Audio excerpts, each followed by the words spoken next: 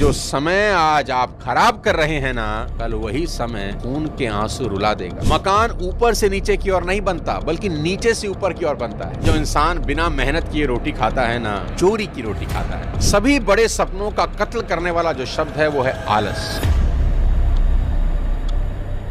साथियों, कभी सोचा है कि इंसान नंगा ही क्यों पैदा होता है? इस एक बात को आज गहराई से सोचना कि पैदा होते वक्त किसी भी इंसान के तन पर वस्त्र नहीं होते। प्रकृति उसे कुछ नहीं देती,